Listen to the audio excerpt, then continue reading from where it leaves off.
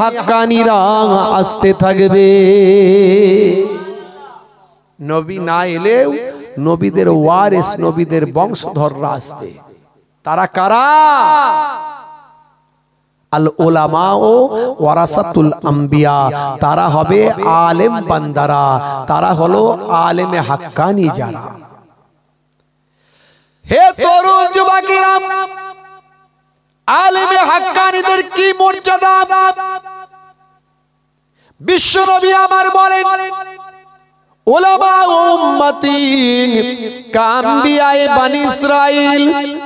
যারা আলেমে হাক্কানি হবে, যারা নায়েবে নবী হবে, আলেমে হাক্কানি যারা হবে, আমি রাসূলুল্লাহ দয়ার নবী বলি, বানি ইসরাইল যুগে তাদের আল্লাহ এত মর্যাদা দেবেন যে বানি ইসরাইল যুগের নবীদের পর্যায়ের সমপর্যায়ের আমার আল্লাহ সম্মান দেবেন। বানি ইসরাইল যুগের নবী কারাম, তিনি হলেন হযরতে দাউদ নবী, হযরতে সুলাইমান নবী, হযরতে ঈসা নবী, হযরতে মুসা নবী, হযরতে ইউসুফ নবী।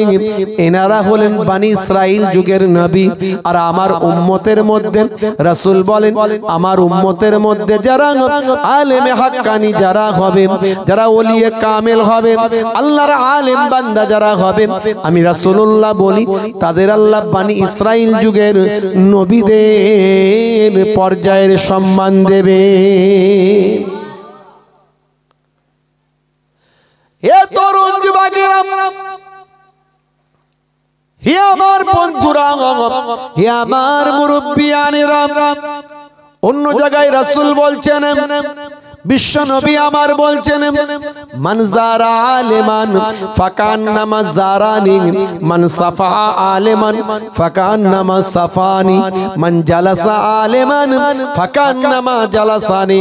যে আলেমে হাক্কানির সঙ্গে জিয়ারত করলো, মুলাকাত করলো, দেখা করলো, সে যেন আমি রাসূলুল্লাহ আমার সঙ্গে জিয়ারত করলো। মান সাফা আলেমান ফাকান্নামা সাফা, যে আলেমে হাক্কানির সঙ্গে মুসাফা করলো, সে যেন আমি রাসূলুল্লাহ আমার সঙ্গে মুসাফা করলো। মান জালাসা আলেমান ফাকান্নামা জালাসানি, যে আলেমে হাক্কানির মজলিসে গিয়ে বসলো, সে যেন আমি রাসূলুল্লাহ আমার মজলিসে বসলো। জোরে হবে না? জোরে হবে না বাপজি আমার? তাই সেই আলেম তৈরি করার জায়গা হলো মাদ্রাসা। সেই মাদ্রাসার ইসালে সবে এসেছে। একটুখানি মনকে শক্ত করুন যে কষ্ট তো করছি, আল্লাহ যেন আমার এই কষ্টটাকে জাযা বদলা দান করেন। এর বিনিময়ে দুনিয়া আখেরাতকে আমার আল্লাহ যেন পরিবর্তন করে দেন। দুনিয়াতেও কামিয়াবি দেন, শান্তি দেন, আখেরাতেও নাজাত দেন, মুক্তি দেন। বাপজি আমার, তরুণ যুবকেরা আমার, হে তরুণ যুবকেরা,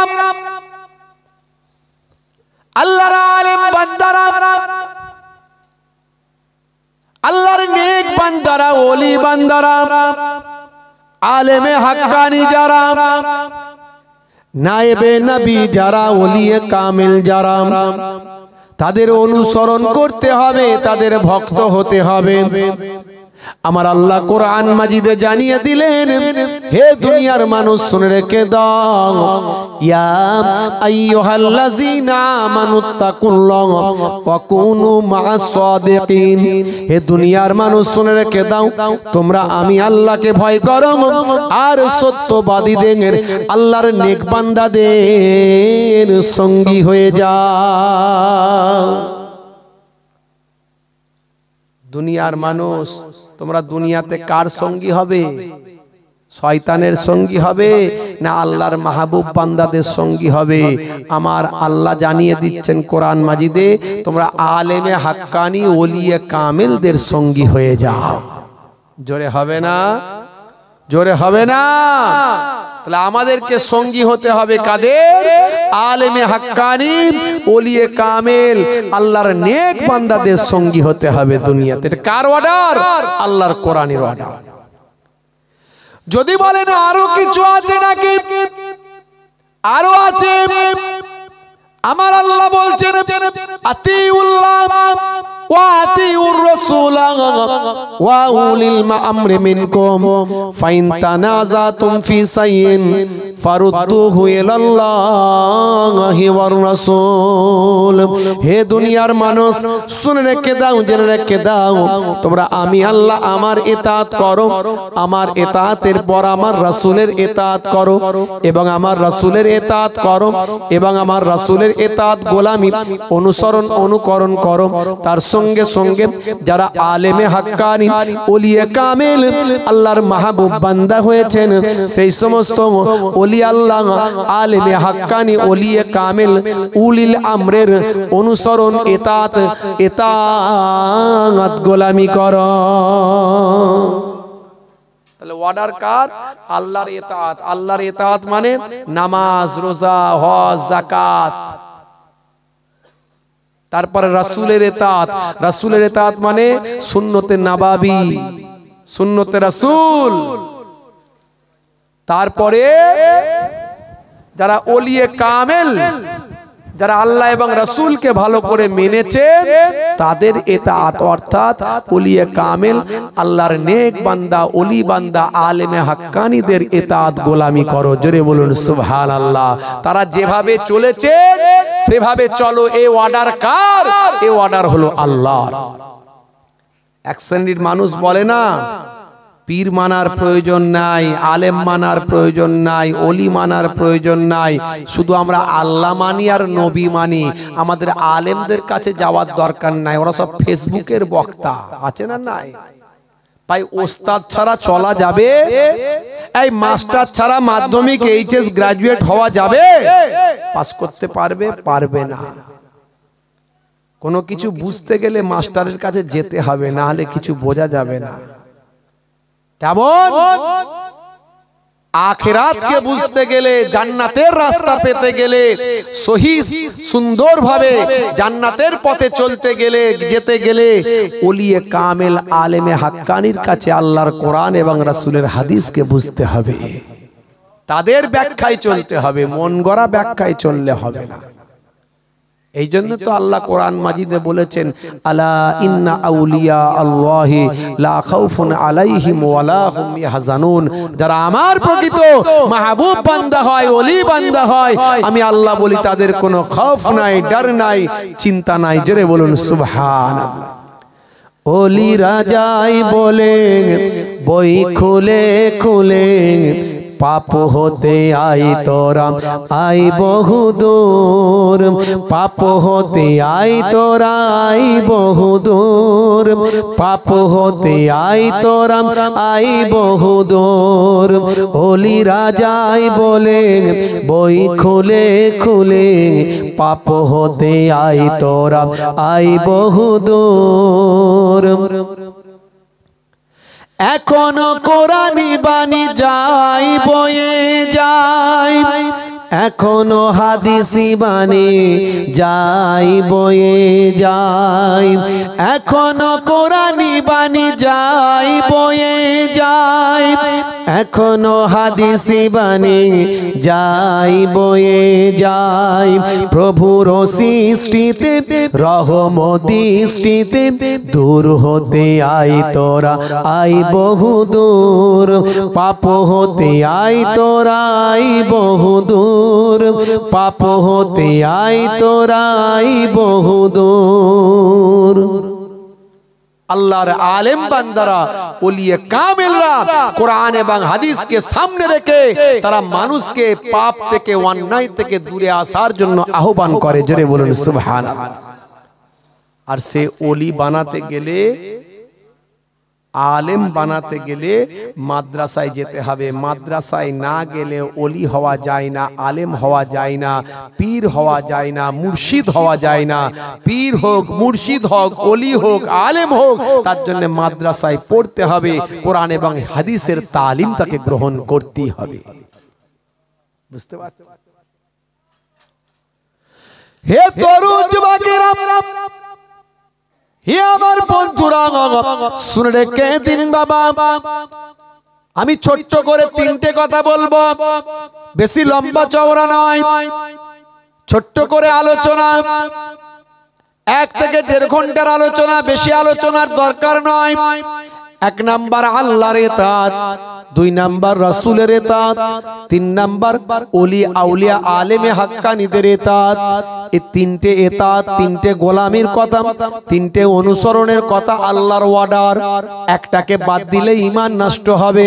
হে তরুণ যুবকেরা, হে আমার বন্ধুরা, প্রথমে আল্লাহর ইতাআত। আল্লাহর ইতাআতটা কেমন করতে হবে? আল্লাহর ইতাআত করতে গেলে আমার আল্লাহকে ভয় করতে হবে। তোমার বুকে রাখো আল্লাহরই ভয়, আসবে না কোনো দিন কোনো পরাজয়, আসবে না কোনো দিন কোনো পরাজয়। বলুন না সুবহানাল্লাহ। তাহলে আল্লাহকে ভয়, আল্লাহর ইতাআত করতে গেলে। ইয়া আইয়ুহাল্লাযীনা আমানুত্তাকুল্লাহ হাক্কা তুকাতি, আল্লাহকে ভয় করো, ভয় করার মতো ভয় করো। হে তরুণ যুবকেরা, আল্লাহকে যদি ভয় করেন, রোজা রেখে দরজা বন্ধ করে কি আপনি খাবার খেতে পারবেন? দুনিয়ার মানুষ দেখতে পাবে না, সবাই জানে আপনি রোজা রেখেছেন, কিন্তু মহান আল্লাহ দেখতে পাবেন। তাহলে আল্লাহকে দেখছেন এই সাক্ষী রেখে আপনি কখনো খাবার পেটে ঢোকাতে পারছেন না। হে দুনিয়ার মানুষ, শুনে রেখে দিন, জেনে রেখে দিন, আল্লাহকে যদি ভয় করার মতো করেন, হে দুনিয়ার মানুষ শুনে রেখে দেন, দরজা বন্ধ করে আপনি পাপ কাজ, অন্যায় কাজ করতে পারবেন না। দুনিয়ার মানুষ দেখতে পায় না, কিন্তু আমার আল্লাহ দেখতে পাচ্ছেন। হে তরুণ যুবকেরা, আল্লাহকে যদি ভয় করার মতো ভয় করেন, তাহলে ওজনে ঠকাতে পারবেন না। আল্লাহকে যদি ভয় করার মতো ভয় করেন, আলটা ছেটে বাড়াতে পারবেন না। আল্লাহকে যদি ভয় করার মতো ভয় করেন, জবান থেকে কটু কথা বলতে পারবেন না। আল্লাহকে যদি ভয় করার মতো ভয় করেন, ছোটদের কষ্ট দিতে পারবেন না। আল্লাহকে যদি ভয় করার মতো ভয় করেন, নামাজ ছাড়তে পারবেন না। আল্লাহকে ভয় করলে নামাজ ছাড়তে পারবো? জোরে বলেন, ছাড়তে পারবেন না। যারা ওলি হয়েছে তারা আল্লাহকে ভয় করে হয়েছে, প্রথম স্টেজ। তার জন্য কি করতে হয়েছে?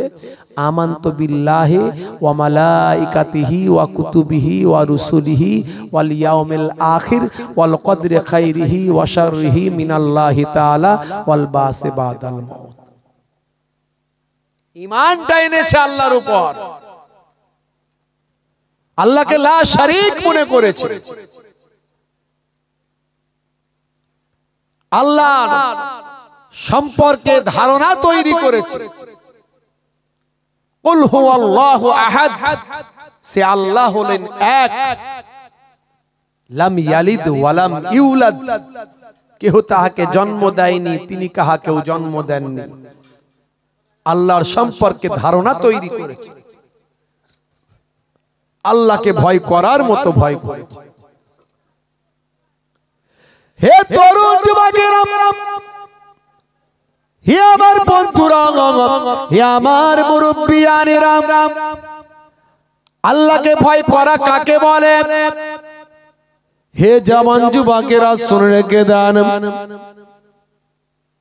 হে আমার বন্ধুরা, একটুখানি শুনে রেখে দেন, জেনে রেখে দেন,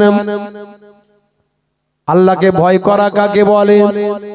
ভয় করার মতো ভয় কাকে বলে?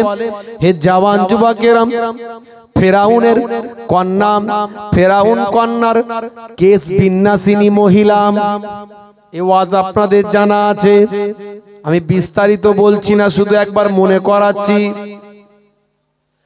হে তরুণ যুবকেরা, ফেরাউন কন্যার কেশ বিন্যাসিনী মহিলা রাজপ্রাসাদে কাজে ডিউটিতে ছিল। ফেরাউন কন্যার সেবা যত্ন, চুল আঁচড়ে দেওয়া, কেশ বিন্যাসকারিনী, মাথা আঁচড়ানো, সেবা যত্ন করা সেই কন্যা মহিলা যে তৎকালীন যুগে আল্লাহকে ভয় করেছিল, হযরতে মুসা নবীর কালেমা পড়েছিল, এক আল্লাহকে বিশ্বাস করেছিল। মাথাটা যখন আঁচড়াতে আঁচড়াতে ফেরাউন কন্যার মাথা কেশ চুলটা বাঁধতে বাঁধতে আঁচড়াতে আঁচড়াতে কাঙ্কি করতে করতে যখন কাঙ্কিটা চিরুনিটা বাবা ওই কাকুইটা জমিনে পড়ে গেল, এমন সময় ফেরাউন কন্যার কেশ বিন্যাসিনী মহিলা সেই সময় জবান থেকে আল্লাহকে ভয় করে মুখ থেকে অটোমেটিক আল্লাহ মুখ দিয়ে বের হলো। আল্লাহ মুখ দিয়ে বের হওয়ার পরে ফেরাউন কন্যা বুঝে নিয়েছিল ফেরাউনের মেয়ে, তাহলে তো এ তো মুসার আল্লাহকে আল্লাহ বলে মানে, আমার বাপকে তো আল্লাহ বলে মানে না। মুসার আল্লাহকে আল্লাহ বলে মানে, আমার বাপকে তো আল্লাহ বলে মানে না। তৎকালীন যুগে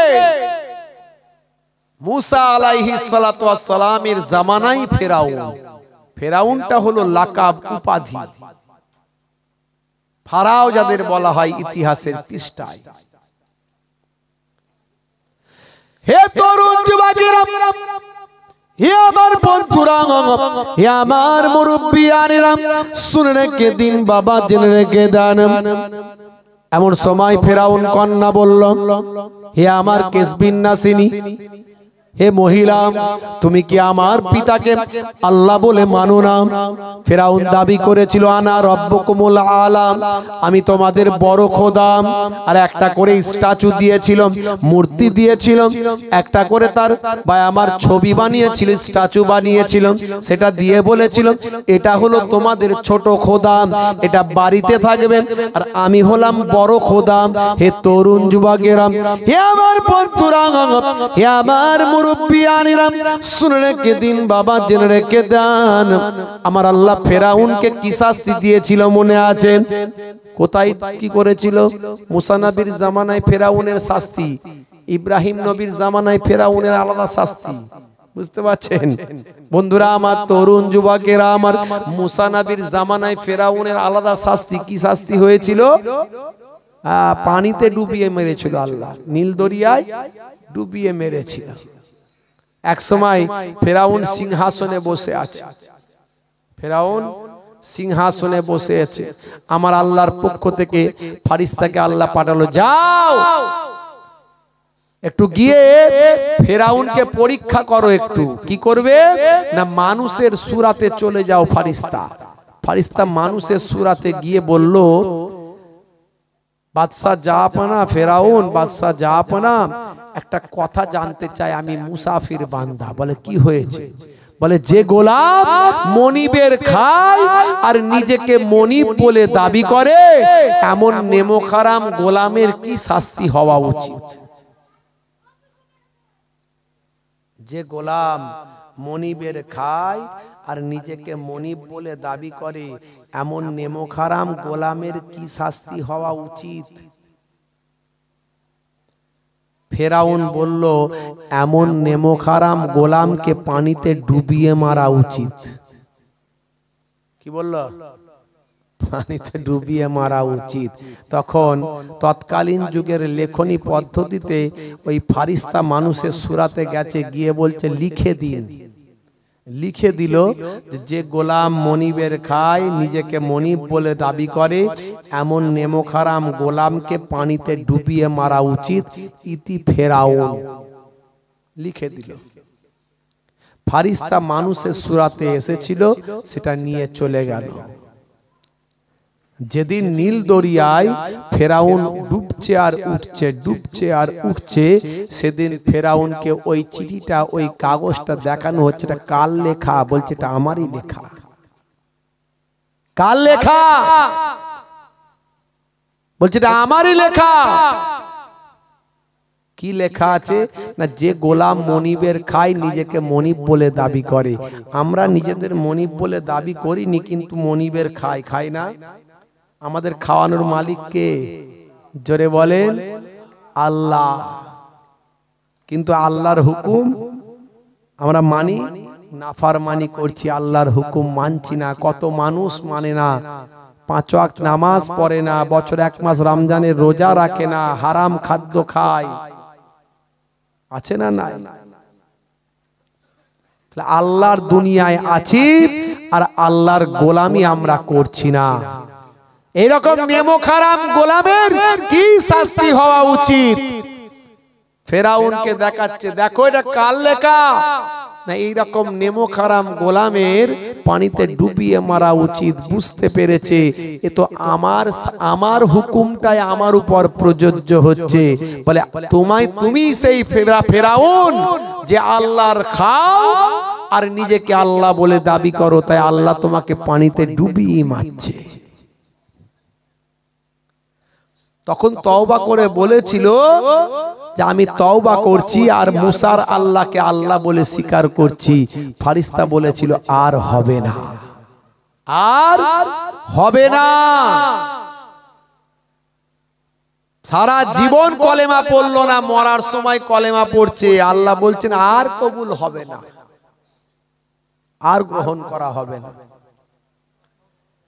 হে তরুণ যুবকেরা, হে আমার বন্ধুরা, শুনে রেখে দিন বাবা, জেনে রেখে দেন হে মুসলমান, সবাই নীল দরিয়ায় ডুবে গেল, কেউ বাঁচলো না। ফেরাউনের শেষ মানুষটা বাবা পানিতে নেমেছে, ফেরাউনের শেষ মানুষটা পানিতে নেমেছে, আর মুসা নবীর শেষ মানুষটা পানি থেকে ওপারে উঠে পড়েছে। আমার আল্লাহর হুকুমে পানিটা সমান হয়ে গেছে। সমস্ত ফেরাউনের লোক লস্কর গুলো পানিতে ডুবছে আর উঠছে, সবাই মারা গেল। মুসা নবী পারে বসে বসে দাঁড়িয়ে দাঁড়িয়ে দেখছেন যে সমস্ত ফেরাউনের লোক লস্করদের আমার আল্লাহ ধ্বংস করেছেন। এই ধ্বংস করার মাঝখান থেকে একজন মানুষকে আমার আল্লাহ ওই নীল দরিয়ায় ডুবে যাওয়া থেকে বাঁচিয়েছেন। মুসা নবী দেখছেন যে মানুষটা সবচেয়ে আমাকে বেশি কষ্ট দিয়েছিল সেই মানুষটা কি আল্লাহ বাঁচিয়ে দিচ্ছে, সর্বনাশ করেছে। আমার আল্লাহর দরবারে হযরতে মুসা কালিমুল্লাহ সেই সময় কালাম করলেন, কথা বললেন, আয় আমার মাবুদ আল্লাহ, আয় আমার স্রষ্টা আল্লাহ, আয় আমার রব আল্লাহ, ওই মানুষটাকে তুমি কেন বাঁচালে? ওই মানুষটা আমাকে সবচেয়ে বেশি কষ্ট দিয়েছে মাবুদ। ওই মানুষটা আমার নকল করেছে, আমার মতো পোশাক পরেছে, সে ছিল ফেরাউনের লোক, আমার মতো দাড়ি রেখেছে, আমার মতো জুব্বা পরেছে, আমার মতো হাতে আসা লাঠিটা নিয়েছে, আর আমার নকল করেছে। আমি যেভাবে কথা বলি, চাল চলন করি, হেঁটে ঘুরে বেড়াই, সেভাবে সে অনুকরণ করেছে। আর লোকের মাঝখানে গিয়ে বলেছে, দেখ দেখ আমি মুসা সেজেছি, দেখ দেখ আমি মুসা সেজেছি, দেখ দেখ আমি মুসা সেজেছি। এইভাবে সে আমার নকল করেছে, আমাকে তাওহীন করেছে, আমাকে নেগলেক্ট করেছে, তুচ্ছ করেছে, আমাকে কষ্ট দিয়েছে, সে আমার প্রাণে ব্যথা দিয়েছে। ও মাবুদ আল্লাহ, ফেরাউনের সকলকে তুমি হত্যা করে দিলে, ফেরাউনের সকলকে তুমি ডুবিয়ে মারলে, আর ওই হতভাগাকে কেন তুমি বাঁচিয়ে দিলে? ওকে কেন বাঁচালে আল্লাহ? সবাইকে ধ্বংস করলে আর ও বেটাকে বাঁচিয়ে দিলে, কারণটা কি? ও তো আমাকে সবচেয়ে বেশি কষ্ট দিয়েছে, ও তো আমাকে সবচেয়ে বেশি কষ্ট দিয়েছে, ওকে কেন বাঁচিয়েছো? হে তরুণ যুবকেরা, হে আমার বন্ধুরা, শুনে রেখে দিন বাবা, জেনে রেখে দেন, আমার আল্লাহ বললেন, হে নবী মুসা কালিমুল্লাহ, আমি যে ওকে বাঁচিয়ে দিয়েছি এটা আর অন্য কোনো কারণে নয়, এটা হলো ওই বান্দা তোমার অনুসরণ করেছে, তোমাকে ফলো করেছে, তোমার মতো লেবাস পোশাক পরেছে, তোমার মতো দাড়ি টুপ জুব্বা রেখেছে, তোমার মতো চাল চলন করেছে, তোমার মতো অ্যাক্টিং করেছে। এর জন্য আমি আল্লাহ আমার ভালো লেগেছে, ওই বান্দাকে আমি বাঁচিয়েছি। জানি তোমার কষ্ট হবে, দুঃখ হবে, কিন্তু তোমার অনুকরণ করার কারণে আমি আল্লাহ তাকে বাঁচিয়েছি। মুসা নবীর মতো জামা পরেছিল, জুব্বা পরেছিল, পাগড়ি পরেছিল, দাড়ি রেখেছিল, তাই আল্লাহ ওই সবচেয়ে বড় একটা জালেম যে মুসা নবীকে অনেক কষ্ট দিয়েছিল, কিন্তু মুসা নবীর অনুকরণ করার জন্য আল্লাহ নীল দরিয়া থেকে তাকে বাঁচিয়ে দিয়েছিল। আর আমি আপনি যদি ওলি আউলিয়া নবী পয়গম্বরদের অনুকরণ করি, অনুসরণ করি, আমাদের তো ঈমান আছে, তার তো ঈমান ছিল না। হে তরুণ যুবকেরা, হে আমার বন্ধুরা, শুনে রেখে দিন বাবা, জেনে রেখে দেন, সেই ফেরাউন কন্যা কেসবিন নাসিনী মহিলার হাত থেকে যখন কাঙ্খিটা চিরুনিটা যখন পড়ে গেছে, কাকুইটা যখন পড়ে গেছে, আল্লাহ বলে ডেকেছে বাবা।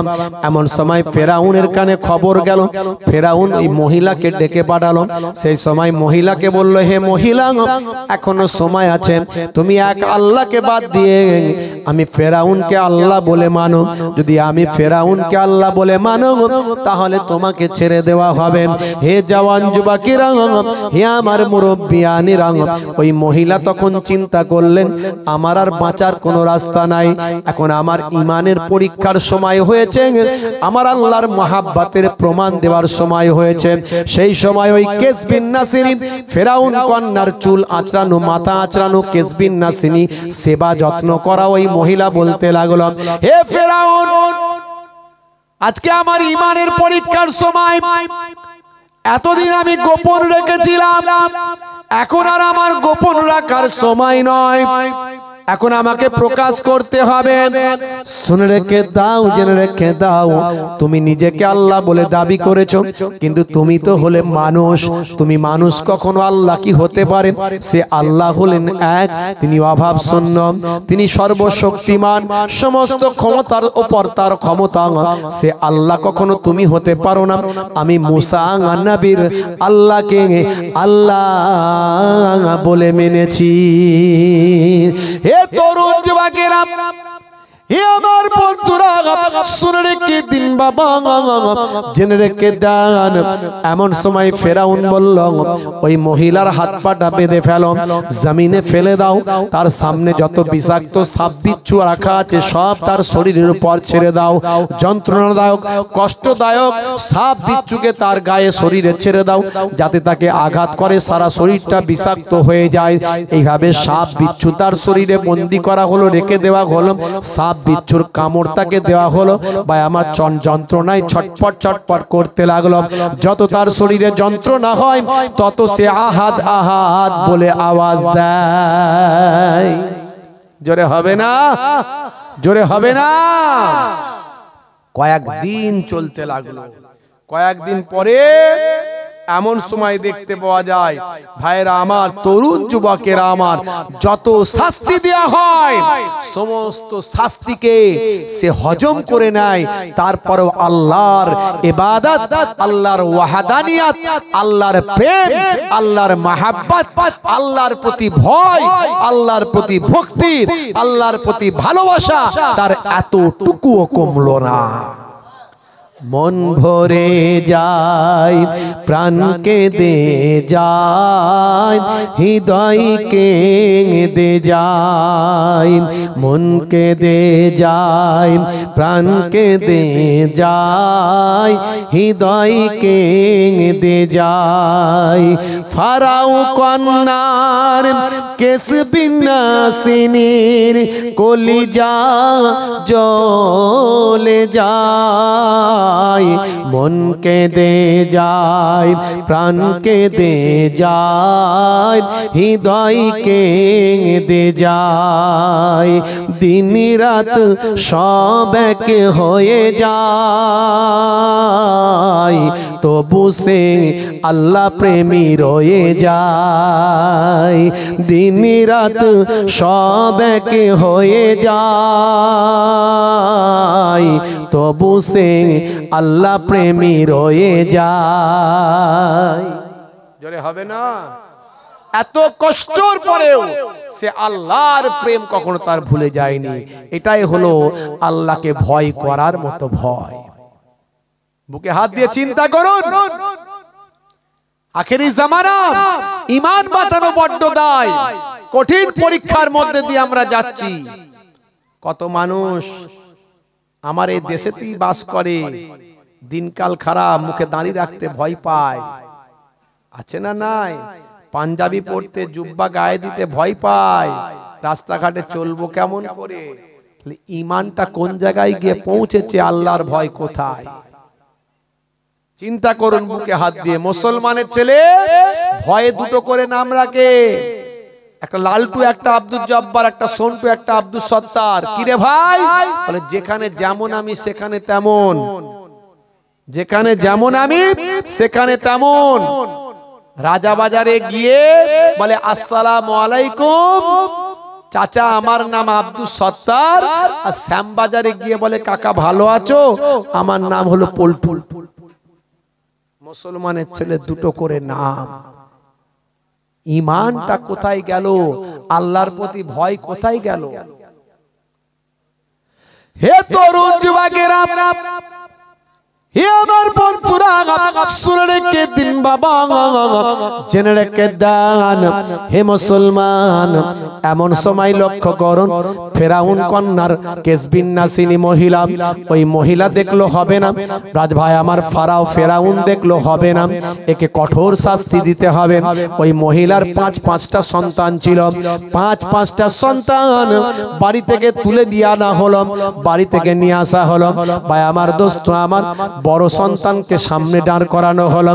ফেরাউন অর্ডার দিল, এই ভাই আমার ওই যে বড় হাঁড়ি পাতিলা, ভাই আমার বড় পাত্র ভর্তি তেল দিয়ে তেল ঢেলে গরম করতে থাকো, ফোটাতে থাকো। এ তরুণ যুবকেরা, বড় কড়াতে ফুটন্ত তেল ফোটানো হলো। এমন সময় ওই ফেরাউন কন্যার কেসবিন্যাসিনী মহিলাকে বলা হলো, এখনো সময় আছে, যদি তুমি মুসার আল্লাহকে ছেড়ে দাও, মুসার আল্লাহকে ত্যাগ করে দিয়ে আমি ফেরাউনকে আল্লাহ বলে মেনে নাও, তাহলে তুমি বাঁচবে, তোমাকে ছাড়া হবে, তোমার সন্তানদের রক্ষা করা হবে। নতুবা এই যে সন্তানরা দেখছো তোমার, এই সন্তানদেরকে একটা একটা করে ফুটন্ত তেলেতে ফেলে তাদেরকে পৃথিবীর বুক থেকে মুছে দেওয়া হবে, তাদেরকে ভেজে কড়াই ভেজে ফেলা হবে, তাদের শরীরটা পুরো কয়লা হয়ে যাবে, তোমার সামনে তোমার সন্তানরা মারা যাবে। এখনো সময় আছে, আমাকে আল্লাহ বলে মেনে নাও। কত কঠিন চ্যালেঞ্জ, কঠিন মুহূর্ত। একটু ভাবুন তো দেখি, একটু চিন্তা করুন, কি পরিস্থিতির শিকার, কেমন আল্লাহকে ভয়, আর আমরা কেমন ভয় করি? বুকে হাত দিয়ে চিন্তা করুন। হে তরুণ যুবকেরা, ফেরাউন কন্যার কেসবিন্যাসিনী মহিলার ঈমানের পাওয়ার বেড়ে গেল।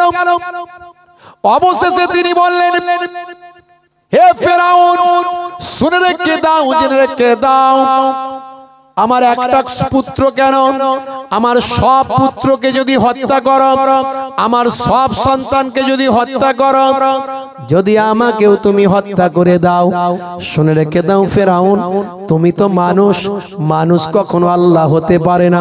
সে আল্লাহ তিনি, যিনি সর্বশক্তিমান, সমস্ত ক্ষমতার অধিপতি, ক্ষমতার শক্তিশালী, বা আমার সমস্ত শক্তির তিনি উৎস, সমস্ত শক্তির উপর যার শক্তি, যিনি দুনিয়া আকাশ চন্দ্র সূর্য গ্রহ নক্ষত্র উপগ্রহ সৌরজগৎ নবমণ্ডল ভূমণ্ডল পাহাড় পর্বত নদ নদী বন বনানী ফল ফুল ফুলের রং সব কিছুই যিনি সৃষ্টি করেছেন, সব যার ইশারাতে কাজ করেন, সর্বশক্তিমান মহান আল্লাহ তিনি, যিনি সবাইয়ের তিনি স্রষ্টা, তিনি হলেন হযরতে মুসার আল্লাহ। হে ফেরাউন, তুমি আমার যতই পরীক্ষা নাও, আমাকে যতই কষ্ট দাও, মনে রাখবে জীবন দিয়ে দেব, কিন্তু তোমাকে আল্লাহ বলে মানব না। হে তরুণ যুবকেরা, হে আমার বন্ধুরা, এই কথা বলার সঙ্গে সঙ্গে ফেরাউন ওই কেস বিন নাসির ভাই আমার ওই মহিলার সন্তানগুলোকে একটার পর একটা চোখের সামনে ফুটন্ত তেলেতে ফেলে দিল। সঙ্গে সঙ্গে ফুটন্ত তেল টকবক টকবক করে ফুটছে। এই রকম তেলেতে যখন তার পুত্র সন্তানগুলোকে একটার পর একটা ফেলা হচ্ছে, চিক মেরে চিৎকার করে উঠছে আল্লাহ বলে ফুটন্ত তেলেতে ঢেলে দেয়া হচ্ছে। মায়ের সামনে তার সন্তানরা ভাই আমার পুরে কয়লার মতো হয়ে বাবা ভেসে উঠছেন। মা জননী মা চোখের সামনে কলিজার টুকরা সন্তানগুলোকে হাতে পায়ে ধরে দড়ি বেঁধে ফেলে দেওয়া হচ্ছে। হে তরুণ যুবকেরা, হে আমার বন্ধুরা, হে আমার মুরব্বিয়ানেরা, এমন সময় দেখতে পাওয়া যায় মায়ের হৃদয়টা শক্ত হয়ে গেছে, মায়ের হৃদয়টা পাহাড়ের মতো হয়ে গেছে। যতই চোখের সামনে সন্তানদের হত্যা করা হোক, তারপরেও সে ফেরাউনকে আল্লাহ বলে মানে না। ইমানের তেজ কেমন, ইমান মজবুত। ভাবুন তো দেখি, আখিরি জামানার মানুষ আমরা ভয়েতে দাড়ি কেটে ফেলছি, নাম বদলে দিচ্ছি, মুসলমান পরিচয় দিতে লজ্জাবোধ করি, আর ফেরাউনের সামনে বুক ফুলিয়ে একজন সেই ফেরাউন কন্যার কেস বিন নাসিরি মাথার চুল আঁচড়ানো পরিপাটি করা সেবা যত্ন করা মহিলাটার ঈমান কতটা বুঝুন, কতটা মজবুত। চিন্তা করুন কেমন আল্লাহকে ভয় করার মতো ভয় করেছে। এমন সময় ফেরাউন বলল, হে মহিলা, এখনো সময় আছে, তোমার বুকেতে একটা সন্তান তোমার দুগ্ধ পান করছে, দুধের শিশু। এই শিশুটার প্রতি তোমার তো ভালোবাসা আছে, এই শিশুটাকে বাঁচিয়ে দেব, তোমাকে ছেড়ে দেব, এখনো সময় আছে, এখনো সময় আছে। হে মহিলা, আমাকে আল্লাহ বলে মেনে নাও। সেই সময় দেখতে পাওয়া যায় ওই মহিলার চোখের পানি শুকিয়ে গেছে, হৃদয়টা শক্ত হয়েছে। সেই সময় বলেছিলেন ফেরাউন, আমার 4টে সন্তানকে হত্যা করেছ, ছোট্ট সন্তানটা দুধের শিশু সন্তান, এই সন্তানটাকেও যদি হত্যা করে দাও, আমাকেও যদি এই ফুটন্ত তেলেতে নিক্ষেপ করো, এরপরও আমি তোমাকে কখনো আল্লাহ বলে মানতে পারি না। হে ফেরাউন, তুমি তো একজন জালেম, তুমি তো একজন বদমাশ, তুমি তো একটা শয়তান, তুমি একজন জালেম, তুমি কখনো আল্লাহ হতে পারো না। আমার আল্লাহ সব দেখছেন, আমার আল্লাহ সব লক্ষ্য করছেন, আমার আল্লাহ সামিউন বাসির, আমার আল্লাহ সব দেখেন এবং সব লক্ষ্য করেন। আমার আল্লাহ যেটা বান্দার জন্য করেন, ভালোর জন্য করেন। হে ফেরাউন, শুনে রেখে দাও, এটা আমার ঈমানের পরীক্ষা, এই ঈমানের পরীক্ষায় আমি কখনো হেরে যাব না। এমন কথা শোনার সঙ্গে সঙ্গে ফেরাউন রাগান্বিত হলো, চোখ লাল করে অর্ডার করল, যাও যাও, ওই মায়ের কোলে 6 মাসের দুধের শিশু বাচ্চাটা যে মাতৃ দুগ্ধ পান করছেন, তার বুক থেকে কেড়ে নিয়ে মায়ের চোখের সামনে ওই ছোট্ট বাচ্চাটাকে ফুটন্ত তেলেতে নিক্ষেপ করে দাও। হে তরুণ যুবকেরা, এই ঘটনার সঙ্গে সঙ্গে আমার আল্লাহ তাআলা ওই দুধের শিশু বাচ্চার জবানটা খুলে দিলেন। জোরে হবে না, আর জোরে হবে না। অবশেষে দুধের শিশু তার থেকে নিল কারিয়া শিশুর জবানই তখন খোদা দিলেন খুলিয়া অবশেষে দুধের শিশু তার থেকে নিল কারিয়া শিশুর জবানই তখন খোদা দিলেন খুলিয়া শিশু বলে তখন কেঁদো না মা এখন জান্নাত দেখিতে পাই গো চলো একসাথে মাগো জোরে হবে না জোরে হবে না হে তরুণ যুবকেরা হে আমার বন্ধুরা শুনে রেখে দিন বাবা জেনে রেখে দেন এমন সময় দেখতে পাওয়া যায় মায়ের কোল থেকে যখন দুধের শিশু বাচ্চাটাকে যখন তুলে নিয়ে যাওয়া হচ্ছে বাচ্চার জবান আল্লাহ খুলে দিয়েছে মা গো ও মা ভয় করো না ভয় করো না বাচ্চার জবান থেকে জবান খুলে গেছে আল্লাহ খুলিয়ে দিয়েছেন 6 মাসের বাচ্চা কথা বলছে মা গো মা চিন্তা করো না আমি আল্লাহর জান্নাত দেখতে পাই মায়ের জবানটা মায়ের ঈমানটা বেড়ে গেল ঈমানে মজবুতি হয়ে গেল মা জানে আমাকে মরতে হবে সন্তানের সঙ্গেই ওই বাবা ফুটন্ত আগুনে ফুটন্ত তেলেতে ঝাঁপ দিল ঝাঁপ দিয়ে আল্লাহর জান্নাতি হয়ে গেল আল্লাহ বলছেন বান্দারে তোমরা আমাকে ভয় করো ভয় করার মতো ভয় করো হাক্কা তুকাতি ভয় করার মতো ভয় করো হে বান্দারা তোমরা আমি আল্লাহকে ভয় করো এটা হলো আল্লাহর ইতাআত আল্লাহর ইতাআত মানে আল্লাহকে ভয় করে আল্লাহর নির্দেশকে মান্য করা আল্লাহর নির্দেশের মধ্যে সবচেয়ে বড় নির্দেশ কি সেটা হলো নামাজ বড় নির্দেশ কি সেটা হলো নামাজ আল্লাহ 82 বার নামাজের তালিম দিয়েছেন 82 বার নামাজ পড়তে বলেছেন সেই নামাজ ছেড়ে দেও না দুর্ভাগ্য মুসলমানের ছেলে নামাজের টাইম হলে মুয়াজ্জিন আযান দেয় হাইয়া আলাস সালাহ মুসলমানের ছেলে বলে তাড়াতাড়ি এখান থেকে পালা বলে কেন রে ভাই যদি মুয়াজ্জিন দেখতে পায় তাহলে বলবে নামাজ পড়বি আয় তাই তাড়াতাড়ি ফ্রি ফায়ার খেলতে পালায় মুসলমানের ছেলে বাঁশবাগানের ধারে পুকুরের পারে নদীর ধারে 4-5 বন্ধু মিলে মোবাইলে শুধু গুলি চালায় ঢিডি ঢিডি ঢিডি ঢিডি ঢিডি ঢিডি ওদিকে আজান হয় একান দিয়ে ঢুকে ওকান দিয়ে বেরিয়ে যায় মসজিদে যাবার তাদের সময় নাই আছে না নাই আখেরি জামানা বিপদ আমাদের আষ্টে পিষ্টে তাই ঘিরে ফেলেছে চারিদিকে তাকিয়ে দেখুন মুসলমান আজ লাঞ্ছিত অপমানিত লজ্জিত মুসলমান মার খেয়ে খেয়ে শেষ মুসলমানের পাশে দাঁড়ানোর কেউ নাই কেন নাই তার কারণ হচ্ছে আমরা আল্লাহ ছেড়ে দিয়েছি নবী ভুলে গেছি আল্লাহর নির্দেশ ভুলেছি রাসূলের নির্দেশ ভুলেছি বন্ধুরা আমার তরুণ যুবকেরা আমার মুরব্বিয়ানেরা আমার দেখুন ফিলিস্তিনের দিকে তাকিয়ে দেখুন প্যালেস্তাইনের দিকে এ পর্যন্ত প্রায় 16 থেকে 17,000 নিরীহ নিরস্ত্র অসহায় ফিলিস্তিনি নর নারী দুধের শিশু বাচ্চাদেরকে উপর থেকে বোমা ফেলে ফেলে ঘর বাড়ি বিল্ডিং ধ্বংস করে মাটির সঙ্গে তাদেরকে ভাই আমার মিশিয়ে দিয়েছে এখন পর্যন্ত কিছু কম বেশি 16,000-এরও বেশি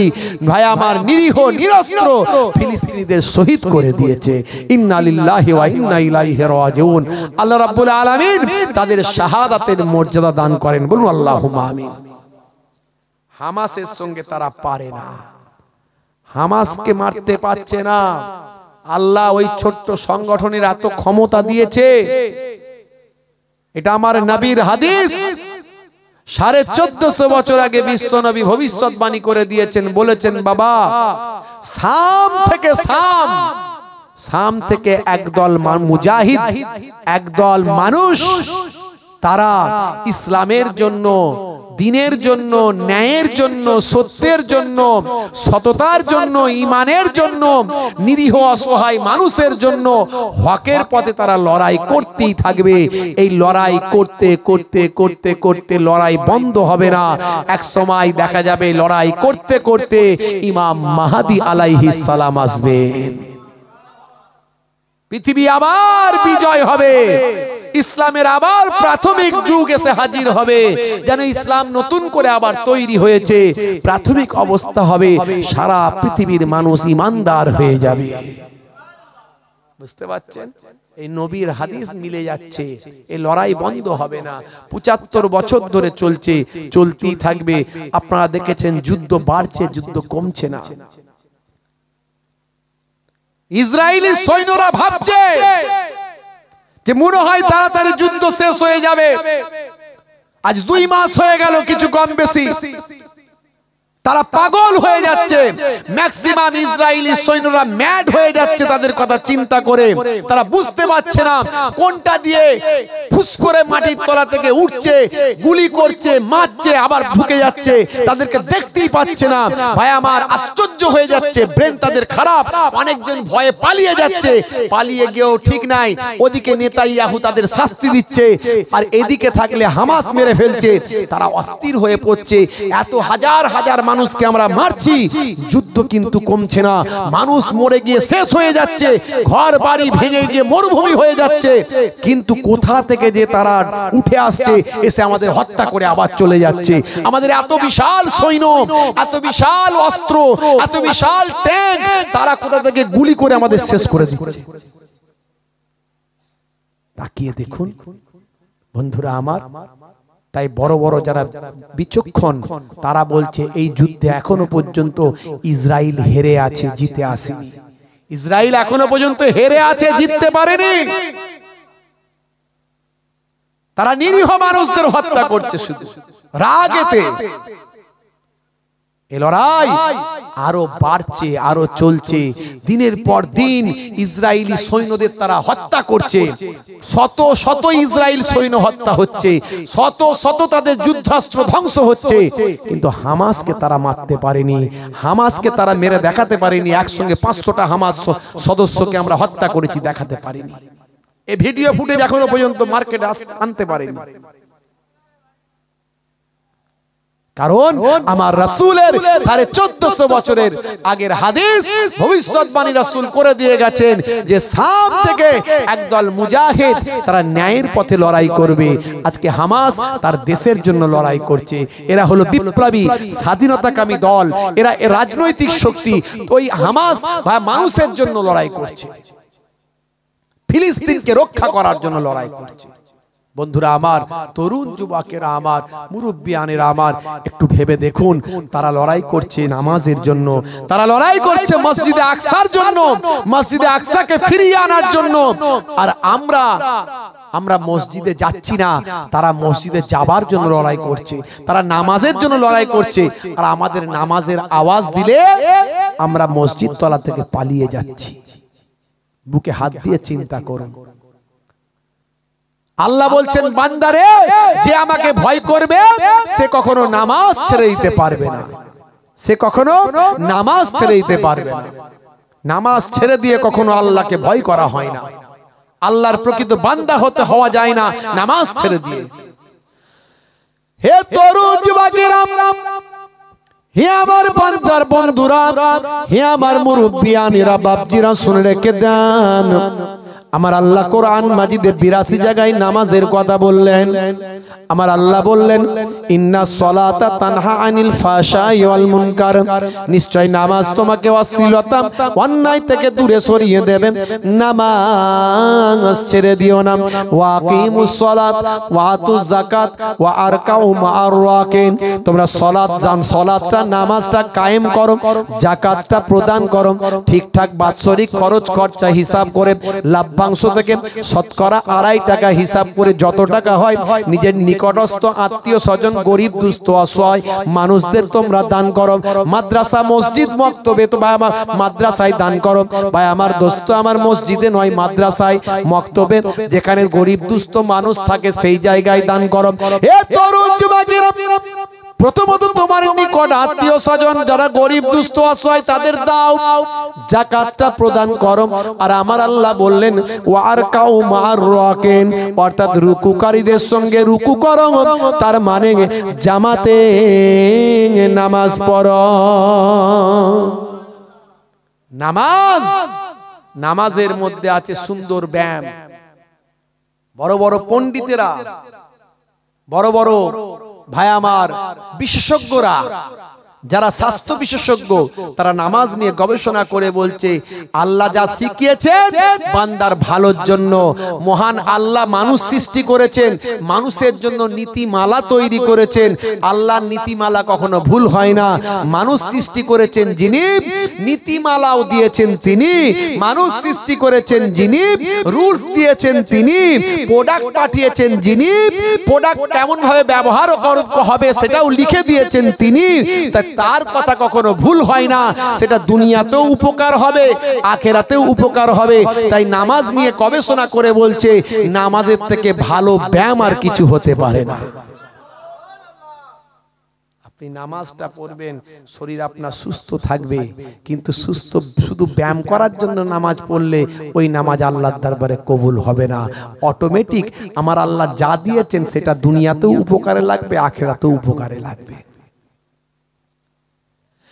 হে তরুণ যুবকেরা, রোজার কথা যদি চিন্তা করেন, রোজাটা হলো অটোফেজি। আমার আল্লাহ কোরআন মাজিদে জানিয়ে দিয়েছেন ইয়া আইয়ুহাল্লাযীনা আমানু কুতিবা আলাইকুমুস সিয়াম কামা কুতিবা আলাল্লাযীনা মিন ক্বাবলিকুম লাআল্লাকুম তাত্তাকুন। হে দুনিয়ার মানুষ, হে ঈমানদারেরা, তোমাদের উপর রমজানের রোজা ফরজ করা হয়েছে, যেমন তোমাদের পূর্ববর্তীদের উপরেও রমজানের রোজা ফরজ করা হয়েছিল, যাতে করে তোমরা লাআল্লাকুম তাত্তাকুন, যাতে করে তোমরা মুত্তাকি বান্দা, তাকওয়াওয়ালা, পরহেজগার, মুত্তাকি বান্দা হয়ে যাও। এ তরুণ যুবকেরা, হে আমার মুরব্বিয়ানেরা, রমজানের রোজা আমরা রাখি 1450 বছর থেকে। বছরে 1 মাস ধরে মুসলমান রমজানের রোজা রাখে। মনে রাখবেন, খ্রিস্টানেরা যখন রোজা রাখে তার নাম দিয়েছে ফাস্টিং, ফাস্টিং, ফাস্টিং। আর আমার হিন্দু ভাইরা যখন রোজা রাখে তখন তার নাম দিয়েছে উপবাস, উপবাস, উপবাস। বিভিন্ন ধর্ম সম্প্রদায়ের মানুষেরা রোজা রাখেন, কিন্তু মুসলমানদের রোজাটা একটু অন্যরকম। ভাই আমার সূর্য উদয়ের আগে থেকে সূর্য অস্তের পর পর্যন্ত একটুকু পানি পর্যন্ত এক ফোঁটাও খাওয়া যায় না। এর নাম হলো রোজা, এর নাম হলো রোজা, সিয়াম পালন। এ তরুণ যুবকেরা, হে আমার মুরব্বিয়ানেরা, সিয়াম নিয়ে, রোজা নিয়ে পৃথিবী বিখ্যাত গবেষক, জাপানের বিখ্যাত বিজ্ঞানী, নাম হলো মিস্টার ওসিনোরি, তিনি গবেষণা করে বললেন রোজা হলো একটা অটোফেজি। অটোফেজি কথার অর্থ হলো গ্রিক ল্যাঙ্গুয়েজ, যার অর্থ হলো আত্মভক্ষণ। রোজা রাখলে পেটের ভিতরের বা আমার নির্জীব নিষ্ক্রিয় জীবাণুগুলোকে সজীব বা আমার শক্তিশালী সজীব জীবাণুগুলো, সজীব কোষগুলো, নির্জীব নিষ্ক্রিয় কোষগুলোকে খেয়ে নিয়ে শরীরকে আরো তরতাজা বানিয়ে দেয়। এই জন্য নাম দিয়েছে আত্মভক্ষণ। এই আত্মভক্ষণের মাধ্যমে শরীর আরো নতুন ভাবে সুস্থ হয়ে ওঠে। রোজা নিয়ে গবেষণা করে নোবেল প্রাইজ পেয়েছেন জাপানের বিজ্ঞানী ওসিনোরি। প্রোডাক্ট তৈরি করেছেন যিনি, পুস্তিকা দিয়েছেন তিনি, অর্ডার জারি করেছেন তিনি। তাই সেই অর্ডার কখনো ভুল হবে না, সেই নীতিমালা কখনো ভুল হবে না। আল্লাহ যা বলেছেন, যা দিয়েছেন আমার আপনার উপকারের জন্য, এটার মধ্যে আমার আপনার দুনিয়াতে উপকার আছে, আখেরাতে উপকার আছে। আল্লাহকে ভয় করলে সে রোজা ছাড়তে পারবে না, আল্লাহকে ভয় করলে সে নামাজ ছাড়তে পারবে না। নামাজের বাহানা দিয়ে বলে দুনিয়ার কাজ দেখিয়ে বলে কাজের মধ্যে ব্যস্ত থাকি। মনে রাখবেন, কাজ আগে না নামাজ আগে? জোরে বলেন, সত্যি কথা বলছি কি, আমরা অনেকে বলি বটে যে নামাজ আগে, কিন্তু দেখা যায় তার কাছে সবচেয়ে আগে কাজ। বলে হুজুর আমার কাজ আছে, কাজ করতে হয় তো নামাজ কখন পড়বো। কিন্তু মনে রাখবেন, নামাজকে বলো না কাজ আছে, বরং কাজকে বলো নামাজ আছে। তাই নামাজের সময় হলে সবচেয়ে আগে আপনাকে আমাকে নামাজটা পড়তে যেতে হবে, কোন রকম কাজের বাহানা দিলে হবে না। নামাজের ওয়াক্তটা হবে যখনই মসজিদে চলে যাও তুমি তখনই। নামাজের ওয়াক্তটা হবে যখনই মসজিদে চলে যাও তুমি তখনই। ছাড়ো এবার ছাড়ো ছাড়ো এবার ছাড়ো এবার ছাড়ো এই কাজ তোমারই। ছাড়ো এবার ছাড়ো ছাড়ো এবার ছাড়ো এবার ছাড়ো এই কাজ তোমারই।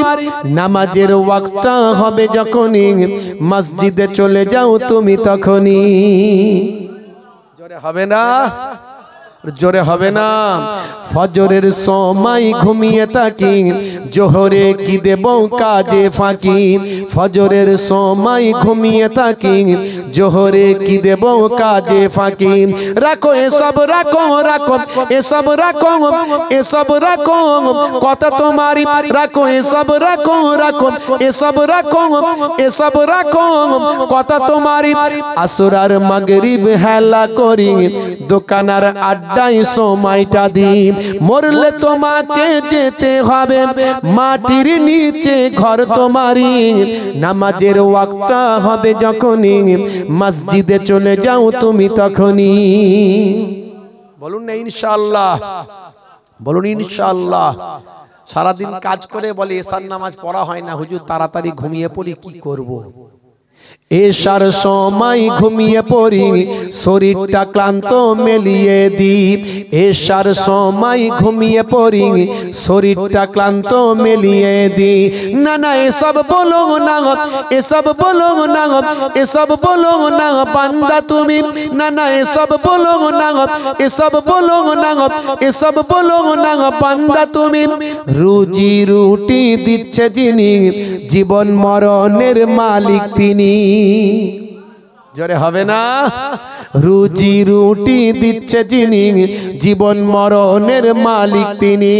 তোমায় আমায় জীবন দিয়ে ভালো রেখেছেন প্রভু আমারই। নামাজের ওয়াক্তটা হবে যখনই মসজিদে চলে যাও তুমি তখনই। রুজি রুটি দেওয়ার মালিক কে? জোরে বলেন কে? চাষটা করেছেন, ফসলটা দেওয়ার মালিক কে? জোরে বলেন। ফসলে যদি পোকা লেগে যায়, কোনো স্প্রে যদি কাজ না হয়, দেখলেন না আলু বসিয়েছিল পানি হয়েছিল, আল্লাহ একদিন দুদিন পানি দিলেন, আলু বসিয়েছিল নতুন পাঞ্জাবের বীজ সব ডুবে গেল। এই ডুবে যাওয়ার জন্য চাষি খুব কষ্ট করে চাষ করেছিল, আত্মহত্যা করে ফেললো। আসলে ইমানে মজবুতি ছিল না তো আত্মহত্যা করে ফেলেছে। আমার চাষ নষ্ট হয়ে গেল, মারা গেল। আমার ইসলাম বলছে যে কোনো অবস্থাতেই আত্মহত্যা করা হারাম, আত্মহত্যা করা হারাম। দুনিয়াতেও কষ্ট পাবে, আখিরাতেও জাহান্নাম পাবে। কিন্তু আমার বলার উদ্দেশ্য যে আপনি চিন্তা করুন মানুষ কত কষ্ট পেয়ে ভাই আমার আত্মহত্যা করে ফেলে। তাহলে চাষে বরকত দেওয়া, রুজি রুটি দেওয়ার মালিক কে? জোরে বলেন কে? আপনি কারবার করেছেন, খদ্দেরের মনে আপনার কারবারের প্রতি, দোকানের প্রতি মহাব্বত দেওয়ার মালিক কে? খদ্দের আপনার দোকানে আসবে তো তাকে মনেতে ভালোবাসাটা দেওয়ার মালিকটা কে? আল্লাহ। তাহলে আপনি দোকান করলেই যে আপনার কারবার ভালো চলবে এই গ্যারান্টি দেওয়া যাবে না। তাহলে এই যে আপনার খদ্দেরের মনের ভিতর কারবারের মহাব্বত দেওয়ার মালিক আল্লাহ, তা সে আল্লাহকে ভুলে গেলে চলবে? চলবে? দিনে রাতে আমার দাদা জান পীরনগর হুজুর পীর কেবলা রহমাতুল্লাহ আলাইহি বলতেন, বাবা যাকে জিন্দা ওলি বলা হতো, সে হুজুর কেবলা বলতেন, বাবা দিনে রাতে 24 ঘন্টায় 5 ওয়াক্ত নামাজ 12 মিনিট করে সময় দাও। 5 12 60, 1 ঘন্টা। 1 ঘন্টা নামাজে সময় দিলে, 1 ঘন্টা যদি তুমি আল্লাহর ইবাদতটা করো, 1 ঘন্টা যদি আল্লাহর নির্দেশটা মানো, সবচেয়ে বড় নির্দেশ নামাজ, 1 ঘন্টা যদি তুমি নামাজের জন্য সময় দাও, আমার আল্লাহ তোমার বাকি 23 ঘন্টা কামিয়াবি করে দেবে, 23 ঘন্টা সাকসেসফুল করে দেবেন। আমার নানা জান ফুরফুরা শরীফের ছোট হুজুর পীর কিবলা রাহমাতুল্লাহ আলাইহি বলতেন, বাবা কি দিয়ে বোঝাবো, কি দিয়ে বোঝাবো? ঝোড়া আর কোদাল দিয়ে বোঝাও বাবা, ঝোড়া আর কোদাল দিয়ে বোঝাবো? বন্ধুরা আমার, তরুণ যুবকেরা আমার, নামাজ ছেড়ে দিয়ে কখনো আল্লাহর মহাব্বত হয় না, নামাজ ছেড়ে দিয়ে কখনো আল্লাহকে ভয় করা যায় না। আল্লাহকে ভয় করতে হলে আল্লাহর নির্দেশকে মান্য করতে হবে। জোরে বলুন সুবহানাল্লাহ। আমি তাহলে আর এই আল্লাহর ভয়ের কথাটা ছেড়ে দিয়ে এবার রাসূলের ভালোবাসার কথায় আসি। আতিউল্লাহ বলেছিলাম, আল্লাহর ইতাআত, এবার রাসূলের ইতাআত, রাসূলের গোলামি। তিনটে কথা বলবো বলেছিলাম, এক আল্লাহর ইতাআত, দুই রাসূলের ইতাআত, তিন আউলিয়ায়ে কেরাম উলিল আমরের ইতাআত। খুব ছোট্ট করে তিনটে কথা বলে দেব, একটা বলেছি আর দুটো। একবার দরুদ শরীফ আল্লাহুম্মা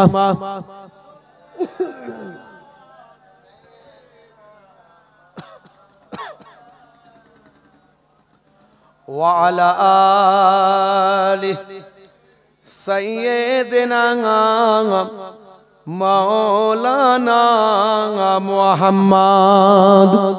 বন্ধুরা আমার, তরুণ যুবকেরা আমার, রাসূলকে ভালোবাসার নির্দেশ কার? আল্লাহর। হে তরুণ যুবকেরা, সারা পৃথিবীতে যা কিছু আছে, তোমাদের সন্তান সন্ততি, কাজ কারবার, ব্যবসা বাণিজ্য, মালমাতা, ছেলে মেয়ে, বিবি বাচ্চা, সব কিছুর থেকে ভালোবাসতে হবে কাকে? আপনারা আমার রাসূলকে। রাসূল বলছেন, হে দুনিয়ার মানুষ শুনে রেখে দাও বাবা, জেনে রেখে দাও। হে দুনিয়ার মানুষ খেয়াল করো, শুনে রেখে দাও বাবা, জেনে রেখে দাও। হে দুনিয়ার মানুষ লক্ষ্য করো, আমি রাসূলুল্লাহ দয়ার নবী জানিয়ে দিন, হে দুনিয়ার মানুষ, লা ইউমিনু আহাদুকুম হাত্তা আকুনা আহাব্বা ইলাইহি মিন ওয়ালিদিহি ওয়া ওয়ালাদিহি ওয়ান নাসি আজমাইন। যতক্ষণ পর্যন্ত তোমরা সব কিছুর থেকে, সন্তান সন্ততি, কাজ কারবার, ব্যবসা বাণিজ্য, মালমাতা, সবকিছুর থেকে আমি রাসূলকে বেশি না ভালোবাসো, ততক্ষণ পর্যন্ত তোমরা মুমিন হতে পারলে না। দয়ার নবী গো, আমার ময়ার নবী গো, সব ছাড়িব কিন্তু তোমায় ছাড়তে পারি না। জোরে হবে না? জোরে হবে না? কষ্ট হচ্ছে আপনাদের? কি জি কষ্ট হচ্ছে? একটু হ্যাঁ হু দেন। কষ্ট হচ্ছে? রাত অনেক, ঠান্ডার রাত, বড় কষ্ট করে বসে আছেন। যে কজন আছেন আলহামদুলিল্লাহ খুব মনোযোগ দিয়ে শুনছেন, একটু খেয়াল করেন। আমি তিনটে বিষয় নিয়ে আলোচনা করছি, একটার আলোচনা কমপ্লিট করেছি। কি চালাচ্ছে বলো তো? ঘন ঘন স্টার দিচ্ছে আর বন্ধ করছে। দরুদ শরীফ আল্লাহুম্মা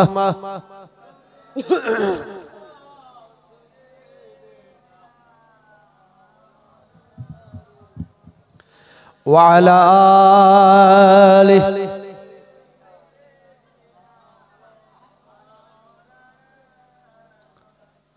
ভাইরা আমার, তরুণ যুবকেরা আমার, মুরব্বিয়ানেরা আমার, রাসূলুল্লাহ সাল্লাল্লাহু আলাইহি সাল্লাম বললেন, দুনিয়ার সব কিছুর থেকে বেশি আমাকে ভালো যতক্ষণ না বাঁচতে পারো, মুমিন হতে পারলে না। আর মুমিন যদি হতে না পারো, রোল নাম্বার ফাঁকা, খাতা ভর্তি লেখা, কাজে কিছু লাগবে না। রোল নাম্বার ছাড়া মাস্টার খাতা দেখবে? যতই খাতায় লেখো, আমল যতই করো, রোল নাম্বার ফাঁকা হলে কাজে কিছু লাগবে না। তো সব কিছুর থেকে বেশি ভালোবাসতে হবে আপনারা আমার বিশ্ব নবীকে। জোরে বলুন সুবহানাল্লাহ। এটা কার নির্দেশ? রাসূলের নির্দেশ। দুনিয়ার সব কিছু, দুনিয়ার সব কিছু, মাল মাতা, সন্তান সন্ততি, কাজ কারবার, ছেলে মেয়ে, আল আওলাদ, বাপ মা, লা ইউমিনু আহাদুকুম হাত্তা আকুনা আহাব্বা ইলাইহি মিন ওয়ালিদিহি ওয়া ওয়ালাদিহি ওয়ান নাসি আজমাইন। হে তরুণ যুবকেরা, হে আমার বন্ধুরা, হে আমার মুরব্বিয়ানেরা, শুনে রেখে দিন বাবা, জেনে রেখে দেন, সমস্ত কিছুর থেকে আমার আপনার রাসূলকে ভালোবাসতে হবে। রাসূলকে ভালোবাসা মানে কি, রাসূলকে মহব্বত করা মানে কি, সেটা আমার রাসূলুল্লাহ আবার জানিয়ে দিচ্ছেন। হে দুনিয়ার মানুষ, তোমরা যারা আমাকে ভালোবাসো বলো নবীকে ভালোবাসি, নবীকে ভালোবাসি। নবীকে ভালোবাসে বা কাকে বলে বাবা? আমি বলে দিই আমাকে ভালোবাসতে গেলে কি করতে হবে, আমি সেটা বলে দিচ্ছি। মান হাব্বা সুন্নতি ফাকাদ আহাব্বানি ওয়া মান আহাব্বানি কানা মাই ফিল জান্নাহ। যে আমার সুন্নতকে ভালোবাসলো সে আমি রাসূলকে ভালোবাসলো, আর যে আমি রাসূলকে ভালোবাসলো সে আমার সঙ্গে জান্নাতি হয়ে গেল। জোরে বলবে না? রাসূলের সুন্নতকে ভালোবাসলে রাসূলকে ভালোবাসা, রাসূলের সুন্নতকে মহব্বত করলে রাসূলকে মহব্বত। রাসূল বলছে যে আমার সুন্নতকে ভালোবাসলো সে আমাকে ভালোবাসলো, আর যে আমাকে ভালোবাসলো সে আমার সঙ্গে জান্নাতি হয়ে গেল। আচ্ছা, কারা কারা রাসূলের সঙ্গে জান্নাতি হতে চান? হাত তুলে দেখান তো দেখি। উড়ি সর্বনাশ, একজনও বাদ নাই। আমার এই ভাই ঘুমিয়ে পড়েছে, শুধু ওই ভাই শুধু বাদ আছে, ও বেচারা ঘুমিয়ে গেছে, কিছু করার নাই। বাকি যারা জেগে আছে সবাই বলছে রাসূলের সঙ্গে জান্নাতি হব। কথা ঠিক না ভুল? তো রাসূলের সঙ্গে জান্নাতি হতে গেলে রাসূল কি বলেছেন, কি করতে হবে? সুন্নতকে ভালোবাসতে হবে।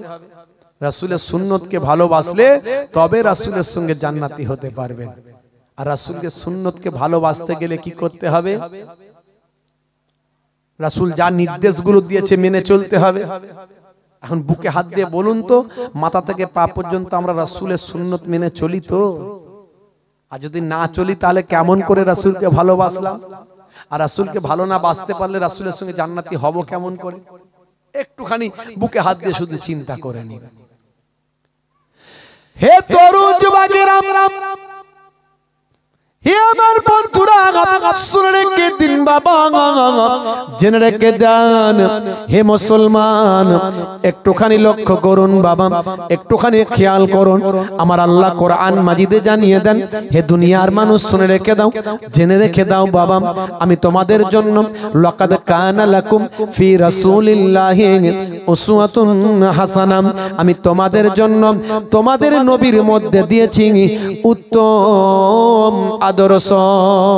তোমরা তোমাদের রাসূলের ফলো করো, তোমাদের রাসূলকে অনুসরণ করো, তোমাদের রাসূলের তাবেদারি করো, তোমাদের রাসূলের গোলামি করো, কারণ তোমাদের নবীর মধ্যে দিয়েছি, তোমাদের জন্য আদর্শ করে দিয়েছি তোমাদের রাসূলকে। मेरा नबी सबसे बड़ा सब नबियों पर रहमतुल लिल आलमीन भेजा है परवर। जोरे हवे ना? मेरा नबी सबसे बड़ा सब नबियों पर रहमतुल लिल आलमीन भेजा है परवर। सब ছাড়িব কিন্তু তোমায় ছাড়তে পারি না, সব ছাড়িব কিন্তু তোমায় ছাড়তে পারি না, ছাড়িনি ছাড়ব না ছাড়তে পারি না, ছাড়িনি ছাড়ব না ছাড়তে পারি না, সব ছাড়িব কিন্তু তোমায় ছাড়তে পারি না। আল্লাহুম্মা সাল্লি আলা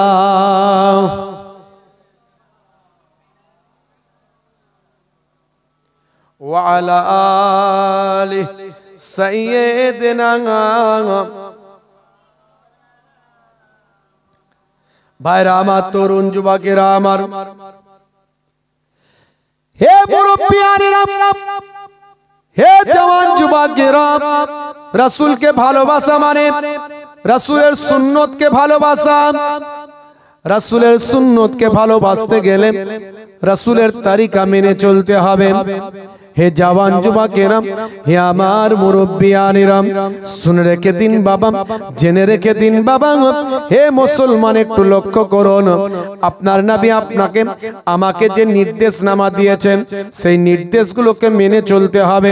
আপনাকে আমাকে ভালো করে চিন্তা করতে হবে, আপনার আমার রাসূল আপনাকে আমাকে কি নির্দেশ দিয়েছেন, আপনার আমার নবী আপনাকে আমাকে নির্দেশ দিয়েছেন। বাবা ভাই আমার, দোস্ত আমার, যখন তুমি ঘুমাবে ডান দিকে কাত হয়ে ঘুমাবে। যখন তুমি খাবে পেটটাকে তিনটে ভাগে ভাগ করে খাবে। যখন তুমি পেচ্ছাপটা করবে বসে পেচ্ছাপ করবে, পবিত্র হবে, পানি নেবে। আর যখন তুমি ভাই আমার তরুণ যুবকেরা, যখন তুমি পানি পান করবে বসে পানি পান করবে। এ তরুণ যুবকেরা, মুখের দাড়িটা তুমি রাখবে। এটা আমি রাসূলের সুন্নত। 1 লক্ষ বা 2 লক্ষ 24,000 পয়গম্বরের সুন্নত। বাড়িতে যখন মেহমান আসবে মেহমান নওয়াজি করবে, মেহমানকে আপ্যায়ন করবে, তাড়িয়ে দেবে না, মেহমানকে বিতরিত করবে না, মেহমানকে না খাইয়ে বাড়িতে পাঠিয়ে দেবে না। রাসূলের সুন্নতগুলোকে একটু ভাবতে হবে। আমরা ভাবি তো নাকি? আমরা ভাবি আমরা রাসূলের সুন্নতগুলোকে মানি? স্ত্রীর সঙ্গে ছোট ছোট কাজগুলোতে সহযোগিতা করবে, মাঝে মাঝে ঘরটা ঝাড়ু দেবে, রান্নায় সহযোগিতা মাঝে মাঝে করবে, স্ত্রীর সঙ্গে প্রেমালাপ করবে, পিতামাতার সেবা করবে, পিতামাতার মহাব্বত করবে, পিতামাতার দুঃখে সুখে আনন্দে পিতামাতার পাশেতে থাকবে। মাঝে মাঝে বাজারটা নিজে হাতে করে নিয়ে আসবে। মাঝে মাঝে ভাই আমার ছেঁড়া জামাগুলো মাঝে মাঝে সেলাই করে পরিষ্কার পরিচ্ছন্ন হলে, তোমার অর্থ যদি কম থাকে মিডিয়াম গোছের মানুষও মাঝে মাঝে ছেঁড়া জামা কাপড় পরবে। আর বড় লোক ধনী মানুষ হলেও পড়তে পারো, তবে সব সময় পরলে ভিখারি আসতে লজ্জা পাবে। তাই সব সময় নয়, মাঝে মাঝে ছেঁড়া জামাগুলো সেলাই করে পরবে। অর্থাৎ আমি রাসূলুল্লাহ যেগুলো দেখিয়েছি সেই সুন্নতগুলো তুমি পালন করবে। হে তরুণ যুবকেরা, হে আমার মুরব্বিয়ানেরা, আল্লাহর নবী যে সুন্নতগুলো আমাদের দেখিয়েছেন সেই সুন্নতগুলো যদি পালন করতে পারি দুনিয়াতেও শান্তি, আখিরাতে মুক্তি।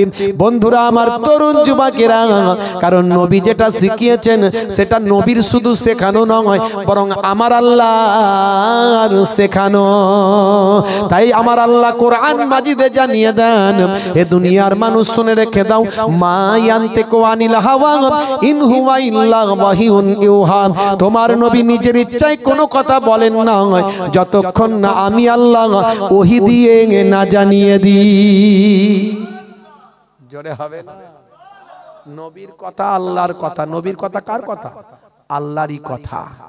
এই জন্য পৃথিবীর ওয়াথার পণ্ডিতেরা, বিজ্ঞানীরা, সায়েন্টিস্টরা আজকে আমাদের নবীকে নিয়ে গবেষণা করছে। নবী 1450 বছর আগে যা বলেছে আজকের যুগে বিজ্ঞান আর বাস্তবতায় প্রমাণিত হয়েছে। হে তরুণ যুবকেরা, 1450 বছর আগে বিশ্বনবী আমার বললেন, কি বললেন? 1450 বছর আগে দয়ার নবী বললেন, পুরুষদের জন্য সোনা রূপা হলো হারাম। পুরুষদের জন্য সোনা রূপা পরা হারাম।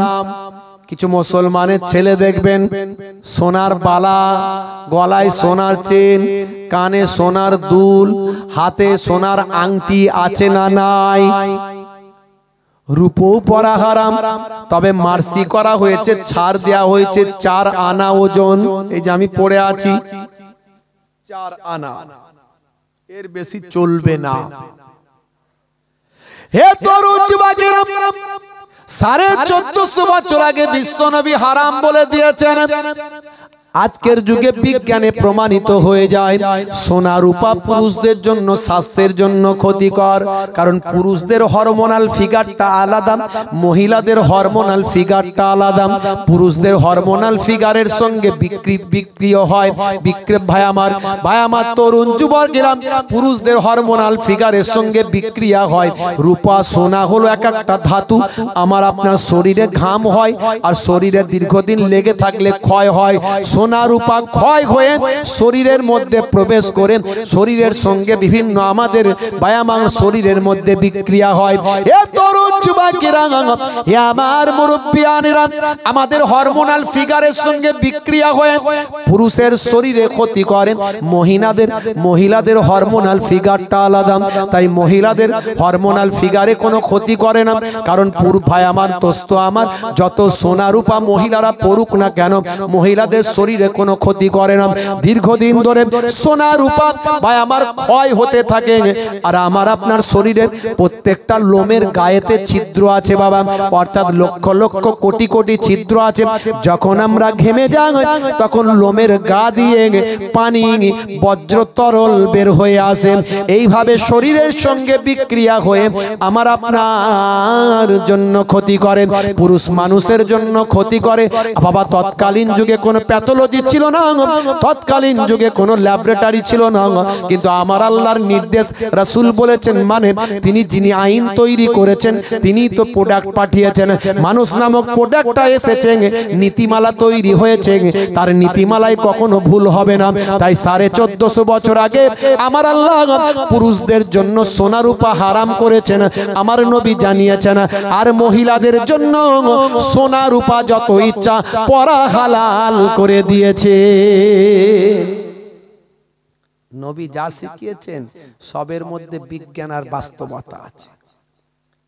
মক্কা শরীফ মদিনা শরীফ গেলাম, ওখানে সবচেয়ে দামি খেজুরটার নাম হলো আজুয়া খাজুর। আজুয়া পৃথিবীর সেরা খাজুর হচ্ছে আজুয়া, আর আরব হচ্ছে খাজুরের দেশ, খেজুরের দেশ আরব। হে তরুণ যুবকেরা, হাদিস পাক খুলে দেখুন, 1450 বছর আগে দয়ার নবী বললেন আজুয়া খাজুর হচ্ছে হার্টের উপকার করে। এক সাহাবীর হার্টের সমস্যা ছিল, বুকের সমস্যা ছিল, আল্লাহর নবী তাকে আজুয়া খাজুর খাওয়ার পরামর্শ দিলেন। বাবা তুমি আজুয়া খাজুর প্রতিদিন খাও।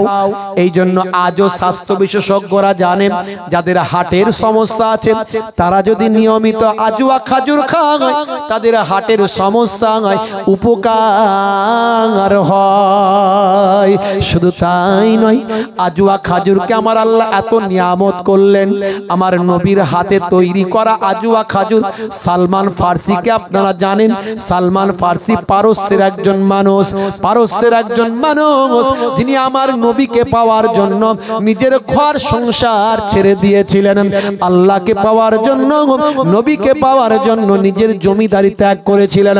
এ তরুণ যুবকেরা, আমার মুরব্বিয়ানেরা, সালমান ফার্সির আব্বা ছিল একজন মাজুসি, যিনি হলেন অগ্নি পূজক, আগুনকে খোদা বলে মানত। শত শত বছর ধরে তারা আগুনের কাছে মনের কথা বলেছে, আগুনের কাছে নিজের দুঃখ যন্ত্রণার কথা বলেছে, আগুনকে নিজেদের খোদা বলে মেনেছে।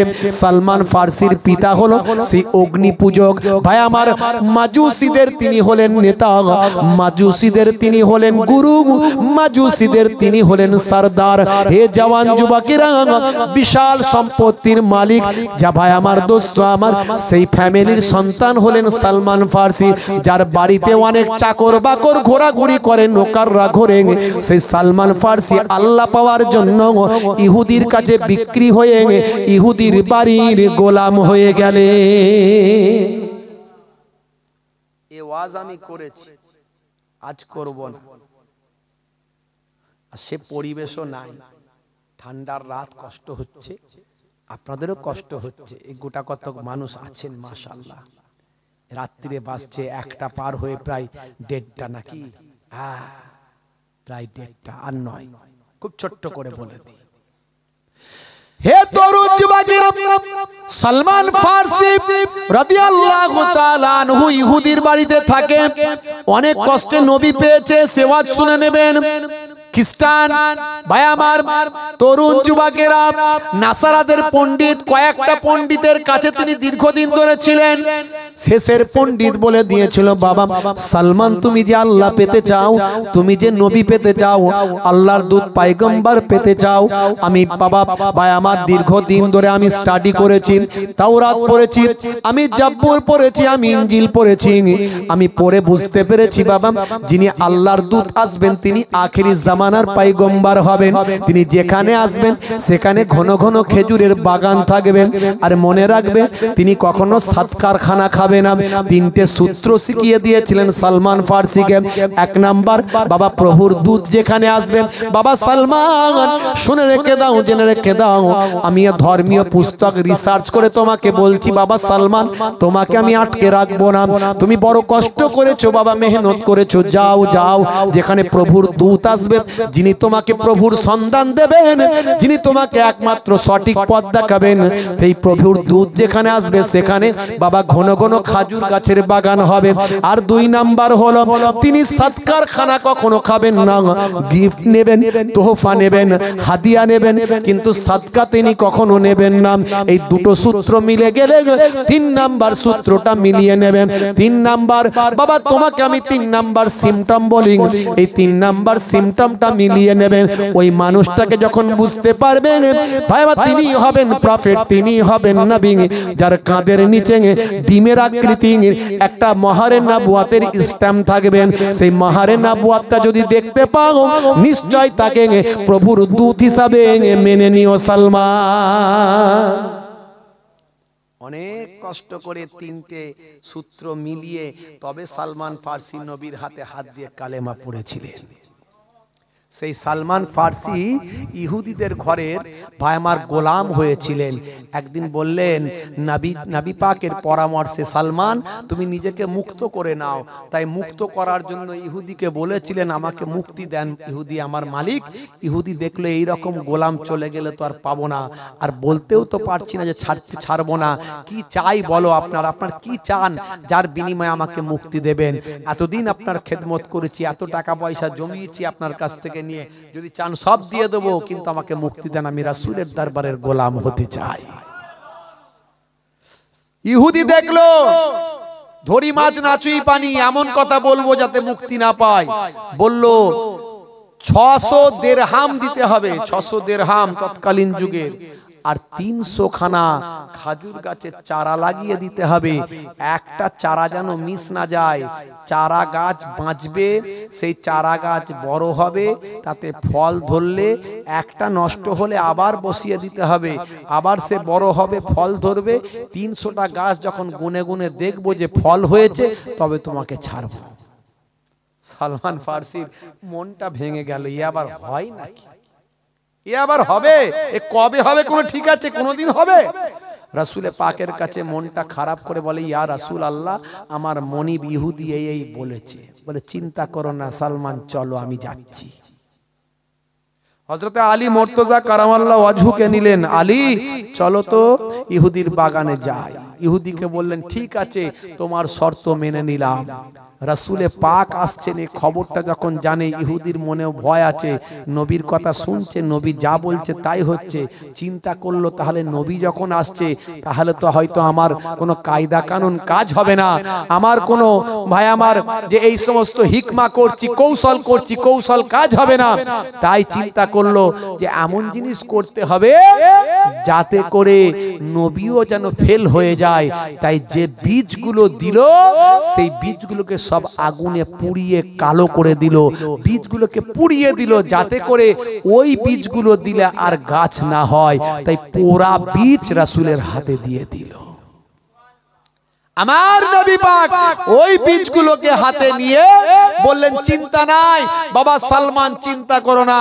হে আলী, হে আলী, তুমি এক কাজ করো, মাটি গর্ত খুলতে খুলতে যাও, পেছন দিকে তাকাতে হবে না, আমি বীজগুলো বসিয়ে দেব, মাটিটা চাপা দেব।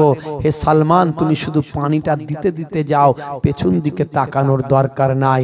ভাই আমার 299টা বসানো হয়ে গেছে, 300 নাম্বারটা রাসূল বসিয়ে দিয়ে হযরতে সালমান ফার্সিকে বললেন পানি দাও, পানি দিয়ে পেছন দিকে তাকাও। পানি দিয়ে পেছন দিকে তাকিয়ে দেখেন প্রত্যেকটা চারা গাছ বেরিয়ে দাঁড়িয়ে গেছে। জোরে হবে না? অল্প কিছু দিনের মধ্যে আল্লাহর নবীর দোয়াতে চারা গাছগুলো বড় হয়ে গেল, সেখানে একটা গাছও মিস গেল না, প্রত্যেকটা গাছেতে আমার আল্লাহ খাজুরে পরিপূর্ণ করলেন। সেই বীজ পোড়া খাজুর থেকে বীজ পোড়া বীজের খাজুর আমার আল্লাহ কালো খাজুর দিলেন। সেই কালো খাজুরটাই রাসূলের হাতে গড়া খাজুর। আর আল্লাহ এতটাতে ভাই আমার রহমত দিলেন যে পৃথিবীর 1 নাম্বার আজুয়া খাজুর বানিয়ে দিলেন। আজকে সারা দুনিয়ার মানুষ আজুয়া খাজুর খায়, ওর থেকে দামি টেস্টফুল খাজুর আর ভাই আমার সারা আরব কেন সারা পৃথিবীতে পাবেন না। রাসূল বললেন, ভাই আমার, হে সাহাবী, তোমার বুকে ব্যথা, হার্টের সমস্যা, আজুয়া খাজুর খাও। আজুয়া খাজুর হার্টের জন্য উপকার, পরীক্ষায় পাওয়া প্রমাণিত। হে তরুণ যুবকেরা, হে আমার বন্ধুরা, হে আমার মুরব্বিয়ানেরা, শুনে রেখেন দিন বাবা।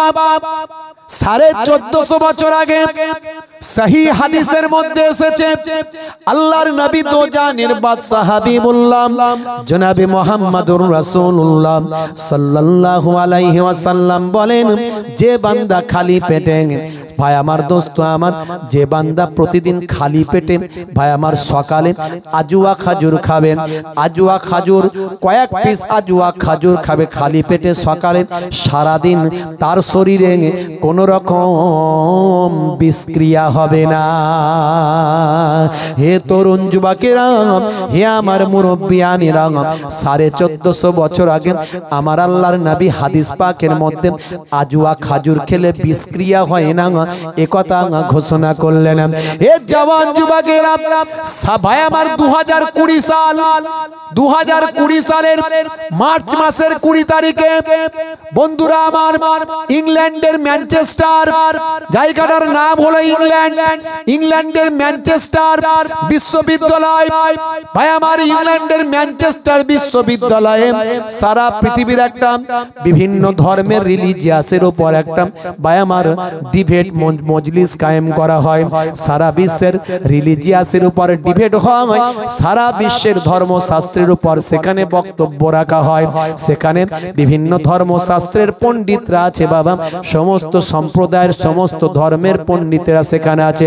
ইংল্যান্ডের ম্যানচেস্টার বিশ্ববিদ্যালয়ের হলঘরে সারা বিশ্বের ধর্মশাস্ত্রের উপর সেখানে বিতর্ক সভা অনুষ্ঠিত হয়।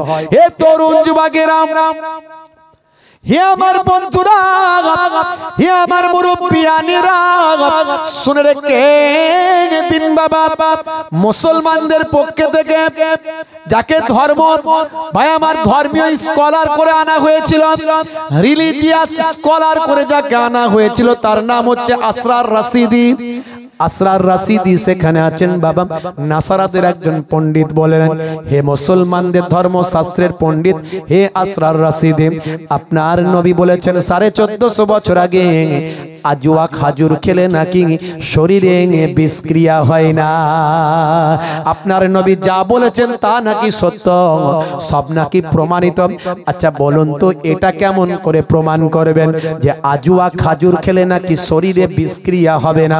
এমন সময় দেখতে পাওয়া যায় আসরার রাশিদি তিনি কিন্তু আজুয়া খাজুর খেতে অভ্যস্ত ছিলেন, তার সঙ্গী কিন্তু আজুয়া খাজুর ছিল।